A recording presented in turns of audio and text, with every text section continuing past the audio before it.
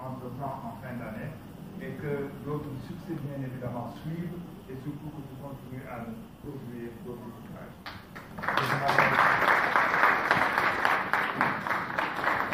ñaan bokk subhanahu wa taala yàlla na ko yàlla sàmm làq ko fu yàq ak àggul et puis yàlla gën a taxaw ay waaj boobu taxaw maa ngi dem ci seen yéen ñëpp delloo seen wàccuwaay.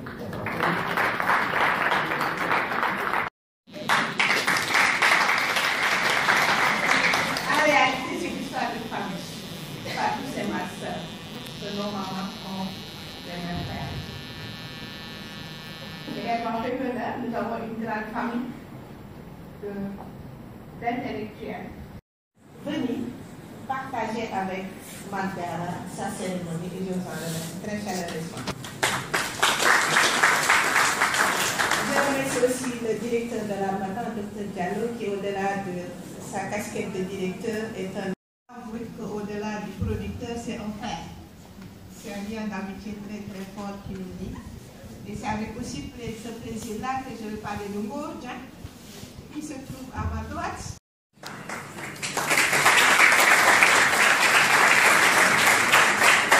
Je voudrais terminer mon propos par une sollicitation aux prières associatives pour la réussite de mon bac à moi ainsi qu'à tous mes camarades de classe.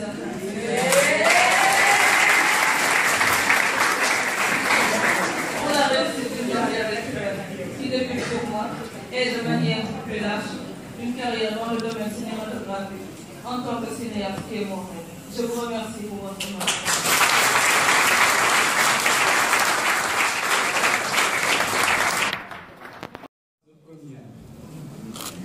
Donc je suis là d'abord pour parler au nom de l'école de Immaculée Conception, pour dire que cette école m'a dit de transmettre toute sa fierté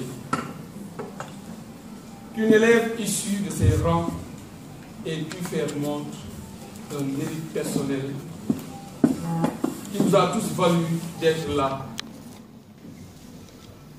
Donc de dire que cette école est fière et rend grâce à Dieu et encourage Mangara et souhaite qu'il y ait d'autres ouvrages encore qu'elle va rédiger au profit de toute la société sénégalaise, africaine et voire mondiale.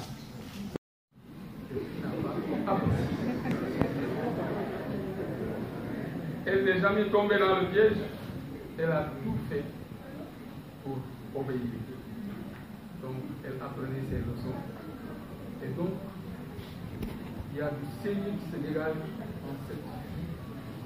Et moi, la rédaction de cet ouvrage ne m'a pas du tout surpris. Je vais donc m'associer aux acclamations unanimes de tous, saluant le mérite personnel d'un membre.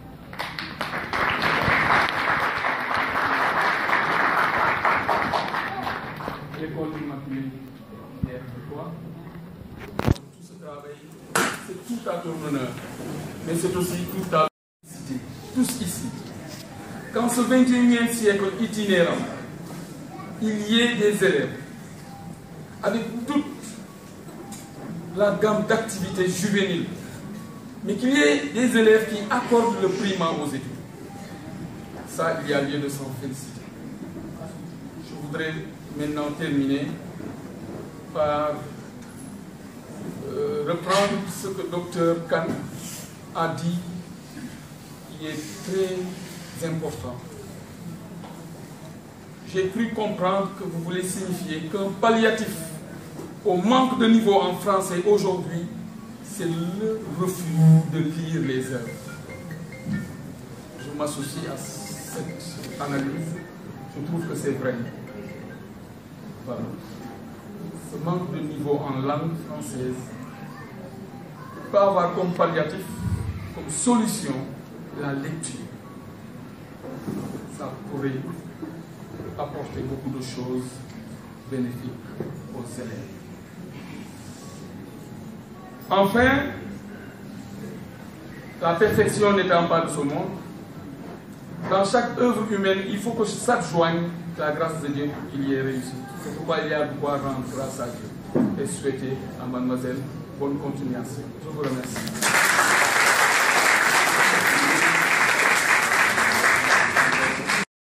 Simplement parfait. Alors, nous écoutons l'oncle Sidi Ndiaye, inspecteur des impôts. Oui, je vais un petit résumé de ce que je voudrais dire aujourd'hui.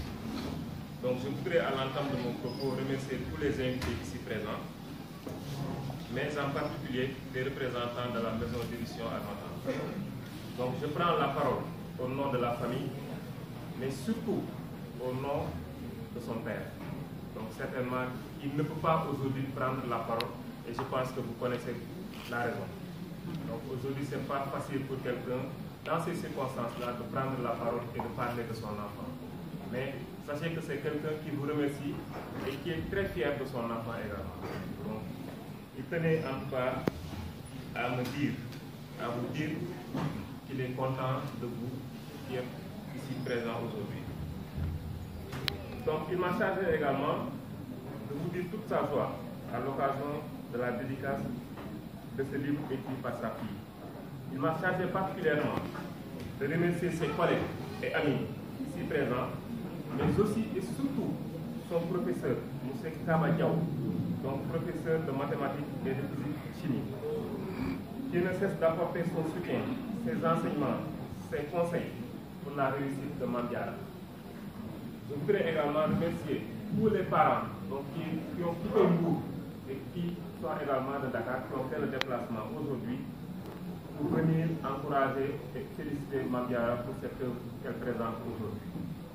Donc pour finir, j'implore de vous, donc de toute l'assistance, des prières pour un succès éclatant de cet ouvrage, mais également pour les ouvrages à venir. Et je voudrais profiter également de cette occasion et aussi pour encourager tous les élèves, donc tous les camarades de classe de Mamdiara qui sont présents, et je leur souhaite une bonne chance pour l'examen à venir, donc le bac. Merci beaucoup. Un autre juriste, une dame, c'est nos familles. Pour votre disponibilité, nous avez honoré de votre présence et nous vous en remercions infiniment. Nous adressons nos vives félicitations à notre nièce, notre fille, Mamdiara Bousso. Un enfant que nous avons vu grandir, qui a toujours été calme, studieuse, très courtoise. Des fois, je dirais souvent, on a envoyé un poster et on ne savait pas qu'elle nous réservait cette surprise. Vraiment, nous disons merci à vous, nous qui sommes des parents. Et c'est une grande fierté pour nous et nous te souhaitons une pleine réussite totale, au plan personnel, au plan professionnel. Et nous prions qu'Allah te bénisse, te garde et nous remercions tout le monde de tous. Merci beaucoup. Madame, j'appelle à notre monsieur Thierry Fall. Du cabinet de Wax, avec mes collègues ici présents, et pour remercier donc ancienne collègue Mme Gog, avec qui on a cheminé en Ramadan. Et je veux dire un grand merci déjà à Mamdiara pour cette opportunité, parce que c'est une autre expérience déjà pour nous. On voyait des choses de loin, mais là c'est vraiment un plaisir de voir une jeune dame de 17 ans qui produit une super œuvre. C'est un plaisir. Et vraiment, une félicitations des copages. Et à titre personnel, je tiens à te dire merci pour m'avoir rappelé mes jeunes années où mon papa me prenait par la main pour m'emmener au centre de français le samedi de 9h à midi. Encore merci pour ça. Et vraiment, je te souhaite vraiment une riche carrière dans tout ce que tu veux faire. J'ai entendu parler d'une envisagerait de gaz. En tout cas, cas, je te le souhaite en tout cas. Et ça, c'est le fruit, en tout cas, malgré le contexte actuel du monde, que vraiment les bonnes guerres continuent à être simples. Et ça ouvre vraiment de l'anonymat de notre pays. Merci encore. Merci.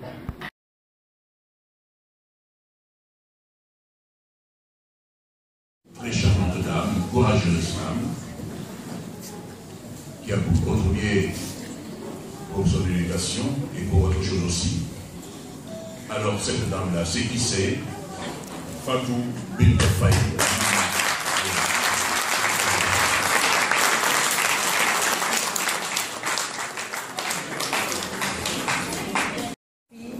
Pour vous remercier à tous et à toutes, ici présents cet après-midi, pour soutenir ma fille, pour soutenir votre nièce, votre soeur, votre cousine, votre camarade, votre ami et sœur. C'est un véritable honneur pour nous de vous recevoir aujourd'hui pour cette séance de publication et de dédicace du livre de Mame Diarra. C'est aussi un véritable sentiment de fierté que je ressens aujourd'hui de voir ma fille, qui est toujours pour moi un bébé à mes yeux, comme j'aime à l'appeler bébé, accomplir un tel exploit. Surprenant pour moi d'ailleurs, dans un sens. Pourquoi je le dis? Certes, je suis consciente de ses capacités intellectuelles, mais là n'est pas la surprise. Mais ma surprise, c'est plutôt le fait de voir Mame Diarra écrire un livre à son âge. Pourquoi? Parce que Mame Diarra, en tant qu'enfant, aimait les dessins animés.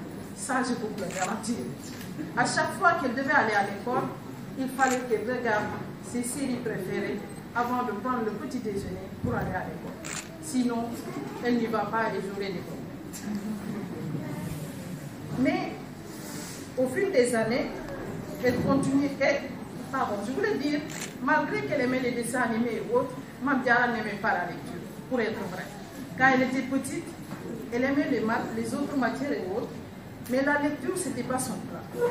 Et je me suis dit, non, ça, c'est pas bon, ça ne peut pas passer. Et je passais tout mon temps à lui répéter que la lecture, c'est la base des études. Si tu veux réussir dans les études, il faut non seulement savoir lire, mais savoir bien lire. Parce que même si tu advenais à devenir un scientifique, pour comprendre les exercices, les épreuves que tu as à faire, il faut pouvoir lire. Et quand tu sais lire, tu pourras comprendre l'énoncé, comprendre l'épreuve, comprendre qu'est-ce qu'on me demande de faire pour pouvoir m'en sortir. Après, j'ai quelque sorte la contraint à lire. Je l'ai inscrit au niveau de la bibliothèque, au niveau du centre culturel français, où je l'imposais même parfois à être devant moi et à lire à haute voix pour que je puisse surveiller la manière dont elle lit. Et au fil des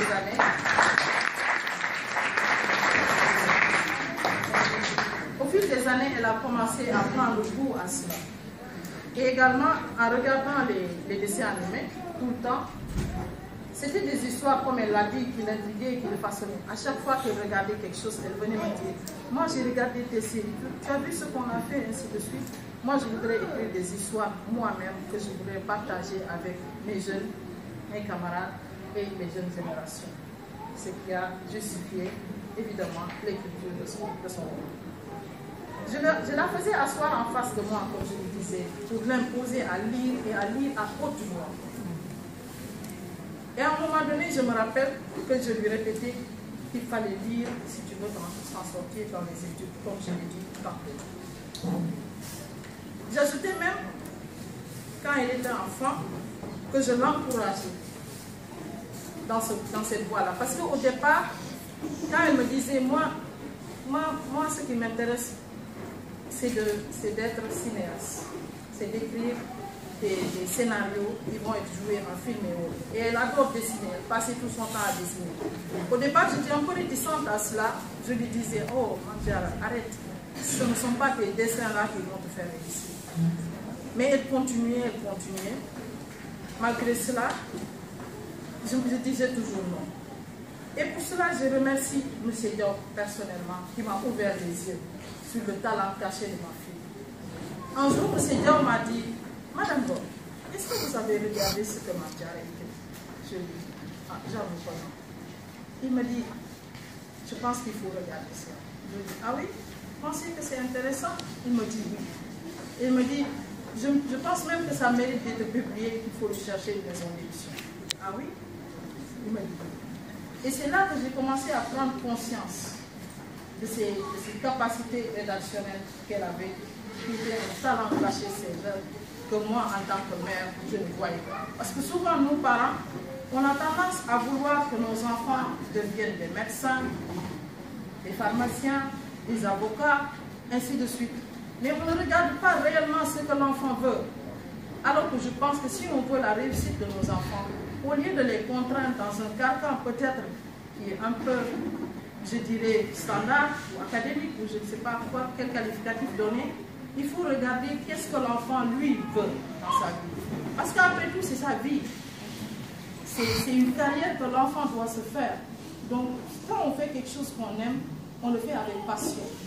Et je pense pour cela, il faut voir qu'est-ce que l'enfant lui-même veut, au lieu de le contraindre à quelque chose qui peut-être il va le faire pour avoir un travail, certes, mais il ne va pas être heureux comme il se devait s'il avait fait ce qu'il veut réellement.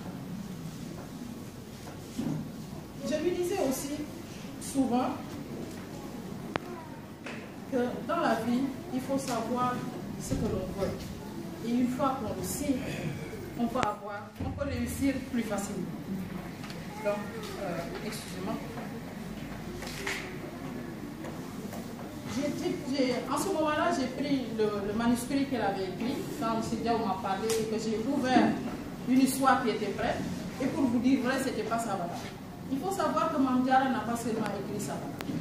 Peut-être que c'est le premier roman qu'on a présenté et qui est en train d'être publié en ce moment. Mais elle en a écrit d'autres. Elle a beaucoup d'histoires sous la main et vous allez voir dans l'avenir, dans un avenir très proche. Quand j'ai remis le manuscrit à un professeur qui m'a été mis en rapport avec M. Diaw d'ailleurs, le professeur était impressionné. Et il m'a dit, vous êtes sûr, c'est votre enfant qui a écrit ça? Je lui dis que oui, c'est elle. Il m'a dit, il faut que je vienne voir de mes propres yeux. Et il a fait le déplacement pour venir chez nous, pour rencontrer Mamdiara, pour vraiment croire que les histoires qu'il avait lues, c'était vrai. Et tout cela résume ma fierté en tant que maman de l'enfance. Parce que Mamdiara, il faut savoir que c'est mon seul enfant. Je ne m'avais que Mamdiara. Et souvent, en Wolof, on dit assez émouvant, c'est les paroles qui viennent du cœur.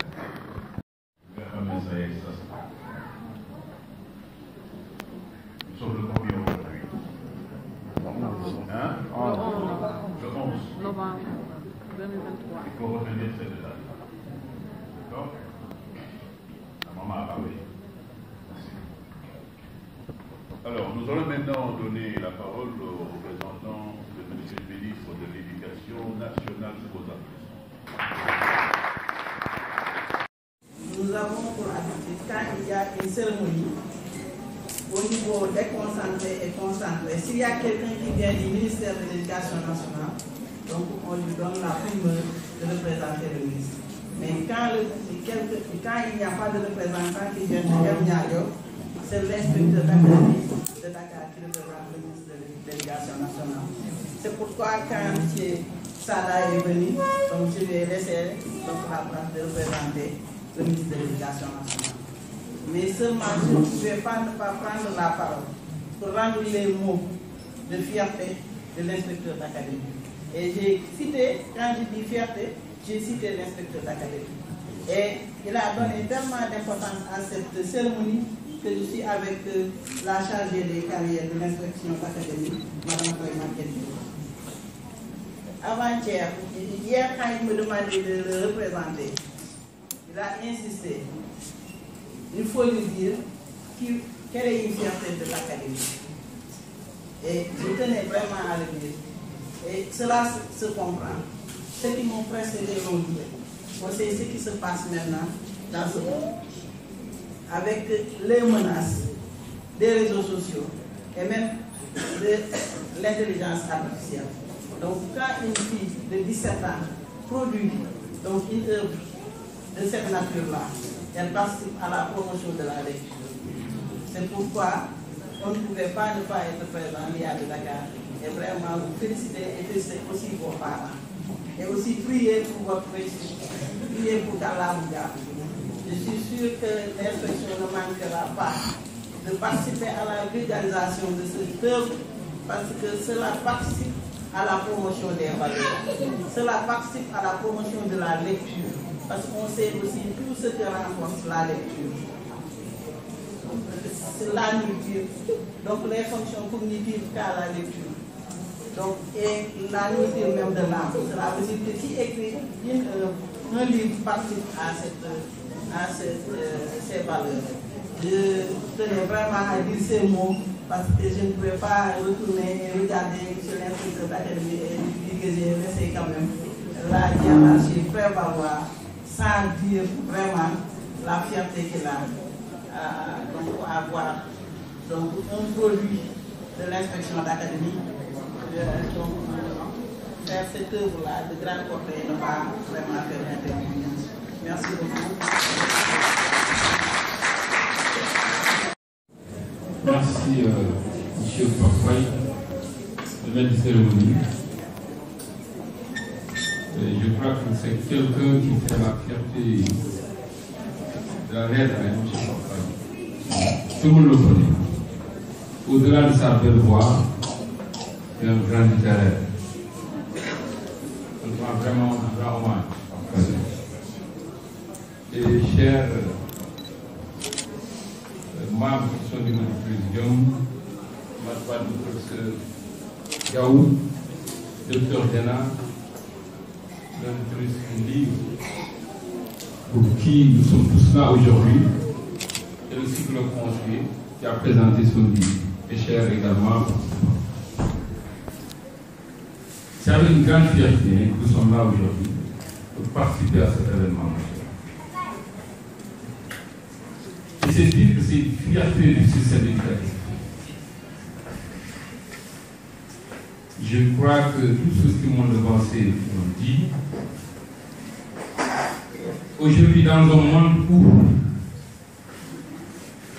il y a plus d'éducation que de connaissances, de savoir, si on voit une jeune fille à son âge écrire un livre de cette grande qualité, on ne peut que s'en glorifier. Moi, en tant que représentant du directeur de l'enseignement moyen secondaire général, effectivement représente ici le ministère de l'Éducation nationale, on félicite ses parents qui ont pris le soin de l'encadrer, ses enseignants et tout son entourage. Parce qu'en réalité, il y a des éléments essentiels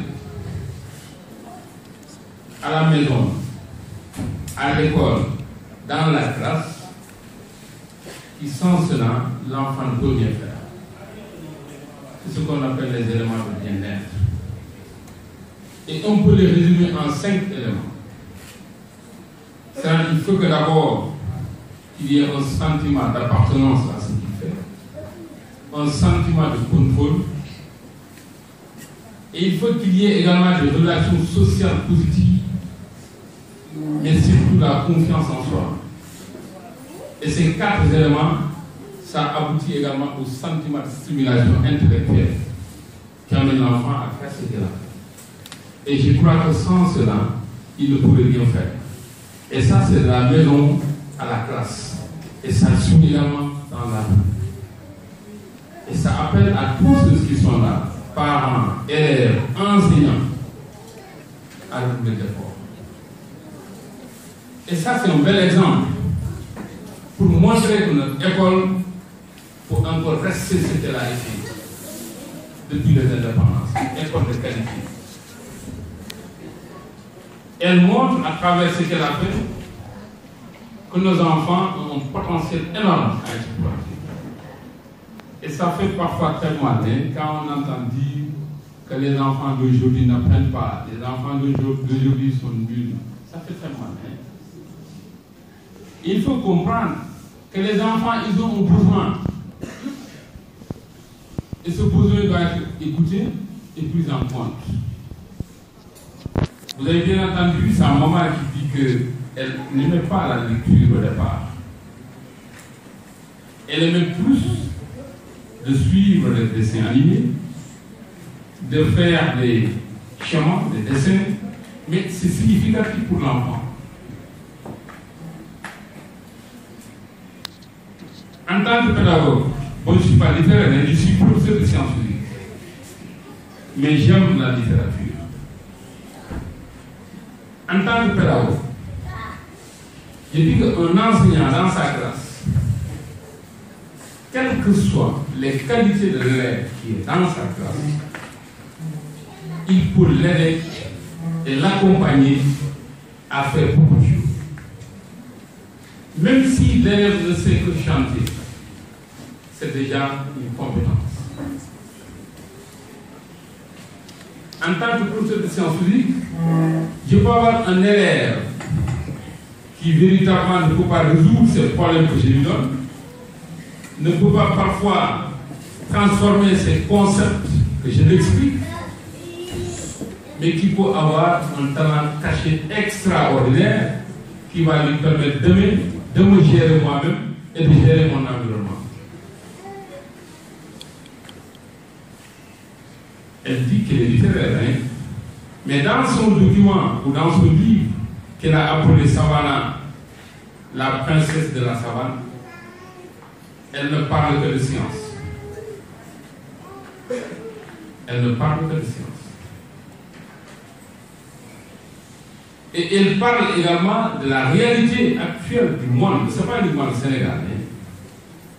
La menace de notre environnement, de notre écosystème. Je ne vais pas revenir sur ce qu'ils ont fait, la présentation du livre, parce que je suis juste là pour représenter le ministère, en particulier le directeur de l'enseignement moyen secondaire, mais j'exprime en tout cas cet sentiment de fierté envers nos enfants. C'est nos enfants. Hein? Tous les élèves du Sénégal sont nos enfants. Et le ministère doit tout faire pour qu'ils réussissent. On doit s'investir sur nos enfants.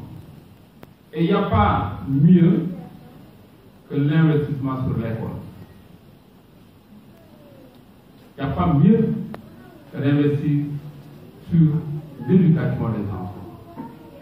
Et je crois qu'à travers la première décision du président de la République, qui parle de la réorientation du système éducatif vers la promotion des enseignements scientifiques, mathématiques, technologie, entrepreneuriat et autres, les gens peuvent croire que là, on ne parle plus de la littérature. Mais on ne peut pas être mathématicien sans être un bon littéraire. On ne peut pas être un bon scientifique sans être un bon littéraire. Ce n'est pas possible. Parce que les formules et les propriétés, mais c'est de la littérature. Et quel que soit ce que tu vas faire, demain tu es obligé d'interpréter, d'expliquer. Donc la littérature, elle est devant et au cœur de tout ce que nous faisons. En tout cas, nous disons bonne continuation. Et on vous souhaite une excellente carrière d'écrivain, mais également, on te souhaite d'abord d'avoir d'excellents résultats au baccalauréat. Et le premier souhait que je vais faire, je souhaite que tu viennes parmi les lauréats du concours général cette année. Et ce qui est bien possible.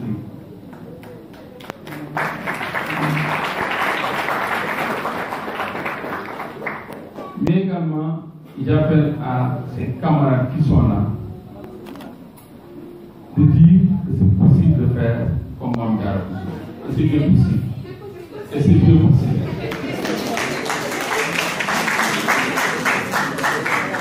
Mais c'est juste par la part de Albert Einstein que j'aime bien lire toujours, que je vais terminer, je ne sais pas, quand il disait il n'existe que deux choses infinies, deux choses infinies. Il dit c'est l'univers et la bêtise humaine. Et il dit, pour l'univers, je n'ai pas de certitude. Et vous savez pourquoi il dit pour l'univers, il n'a pas de certitude? Parce qu'il ne peut pas traverser l'univers. Mais pour la bêtise humaine, il est sûr et certain qu'elle est infinie. Et la bêtise humaine, dans son document, c'est de dire que je suis seul dans ce monde, que je contrôle le monde, tout ce que je veux faire, je le fais. J'ai envie de manger, je peux couper des arbres. J'ai envie de voyager, je peux couper où je veux. Ça, c'est une bêtise humaine. Et là, aujourd'hui, vous constatez tous à Dakar, on a eu un climat cette année qu'on n'a jamais vu à Dakar. Et ce n'est qu'un début, si on n'arrête pas. C'est parce que nous, en tout cas, que je vais terminer et vous dire tous de passer un excellent cocktail, ce que vous allez faire d'abord, après la dédicace. Et pour le serrer, vous passerez un cocktail. Et par ces mots, en tout cas, j'ai dit clos.